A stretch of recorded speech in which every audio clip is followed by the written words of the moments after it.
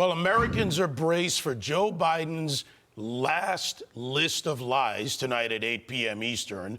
He leaves office with the lowest approval ratings in the modern era. Bottom of the heap, his ratings on the economy and on foreign affairs. On that last one, he had well over a year to get any meaningful ceasefire deal between Hamas and Israel. He couldn't do it. Now the deal is done, and he is taking credit. Look, he can try to take all the credit he wants, but you're not going to give it to him. You made that decision. Biden's out. He failed not only on the Middle East, failed on China. Actually, he didn't fail on China for himself. He took a lot of money from China. He got a lot of payoffs. We've seen the pictures. He's lied to us. He's lied to the American people, Dagan, for decades. He told Ronald Reagan in the office about Grenada, if you do something I don't like, I will leak it to the press. He's been there all along, and that's coming from the Reagan family. Fact. And he enriched Iran. Literally, yeah, uranium and otherwise. Intentionally. Let's bring in Texas Senator and member of the Senate Foreign Relations Committee, Ted Cruz. Senator, always a pleasure, sir. First and foremost, the answer to the question, why now, with this ceasefire deal, is Donald Trump. It's not Joe Biden. Look, that's unquestionably the case. President Trump made clear that all hell would be there to pay if Hamas did not release the hostages. We will celebrate the release of the hostages, Americans, Israelis. That is a good thing. And there is a reason there was no deal for the entirety of the Biden presidency, because Biden has been a commander-in-chief who has demonstrated weakness and appeasement. And in fact, I think Biden's weakness and appeasement was a major reason for October 7th and a major reason this war continued as long as it did, because at every stage the Biden White House was undermining Israel and trying to pressure Israel to stop killing terrorists. And that weakness from the president tragically has had horrific results across the globe. Yeah, Biden's weakness costs lives, Senator.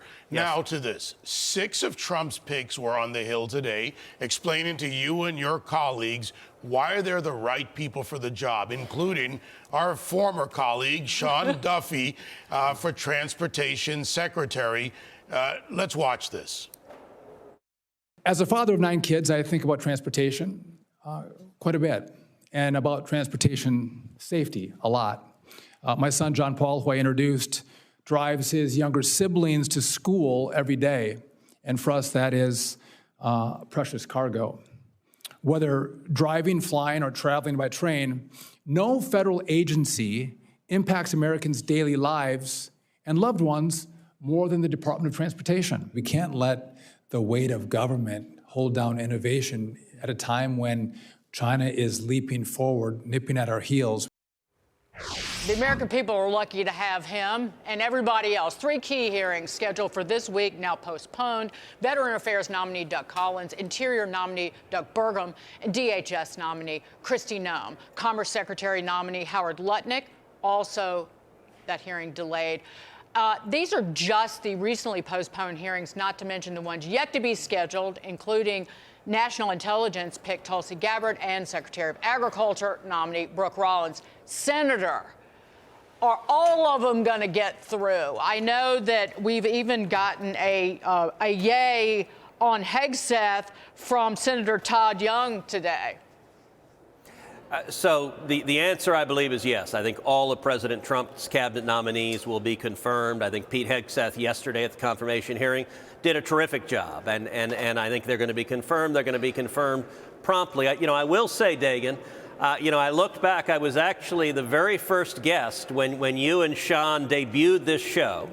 And I was honored to be your first guest, and I'm the chairman of the Senate Commerce Committee, so I presided over that hearing with Sean today. He did a terrific job, but I suppose I have to apologize to you for our stealing your co-host, so I'm sorry for that, but he's going to do a great job as Transportation Secretary, and as I said, I think all of the cabinet nominees will get confirmed. It's okay, Senator. That's one time I can approve of government stealing.